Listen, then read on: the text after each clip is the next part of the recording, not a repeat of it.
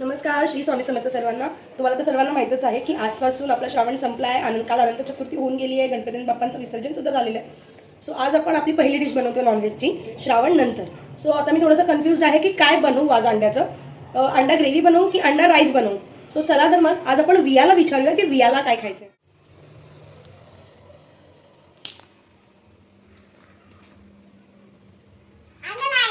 मी सर्वांनी बघितलंच आहे की वियाने अंडा राईस बनवायला सांगितलेला आहे आणि तो तिने चूज केला आहे की अंडा राईस बनवायचा आहे. सो चला तर मग त्यासाठी लागणारं साहित्य बघूया. आता आपण हे पहिल्यांदा भात शिजवून घेणार आहे. त्यासाठी आपण 1.5 वाटी तांदूळ घेतलाय.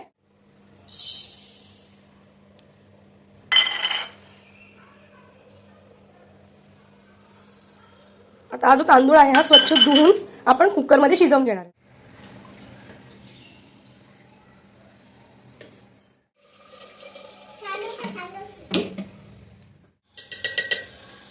आपण ह्याच्यामध्ये कुकरमध्ये तांदूळ घेतले, त्याच्यामध्ये तूप टाकलेलं आहे आणि अगदी चिमूटभर असं मीठ टाकायचं आहे.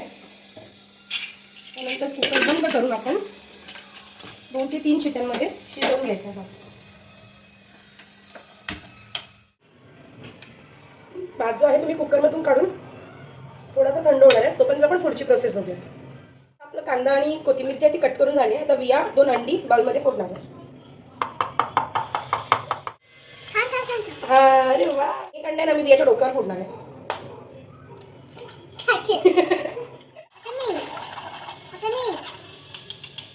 छान असं अंड फेटून घेतलंय. टाकले 2 चमचे तेल टाकले मी.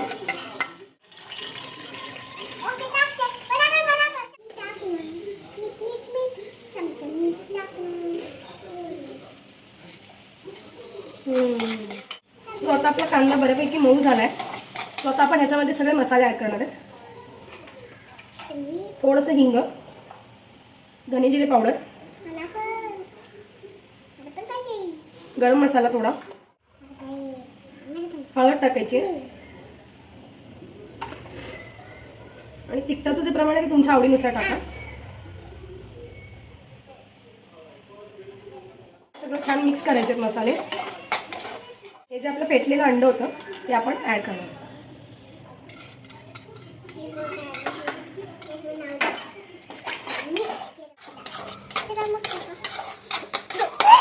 आपला जे अंडा आहे ते छान असं मिक्स झालंय.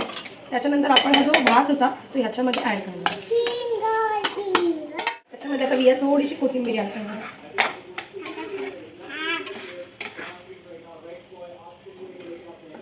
आपण जेव्हा भात शिजवून घेतला होता तेव्हाही याच्यात मीठ टाकलं होतं. त्यानंतर आता आपण कांदा जेव्हा परतत होतो तेव्हाही त्याच्यामध्ये मीठ टाकलं होतं. सो जर तुम्हाला मीठ तुम्ही कोणी जास्त खात असाल किंवा तुमचा अंदाज परफेक्ट असेल तर तुम्ही तुमच्या आवडीनुसार तुमच्या चवीनुसार तुम्ही त्याच्यामध्ये मीठ टाकू शकता. सो तुम्ही बघू शकता रेडी आहे आपला अंडा राईस.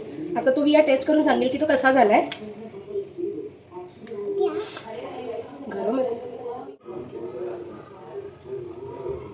कसा झालाय विया? हो, थँक्यू. सो असे आज नवनवीन आणि झटपट रेसिपींसाठी लाईक, शेअर आणि सबस्क्राईब करायला विसरू नका. थँक्यू. Bye bye.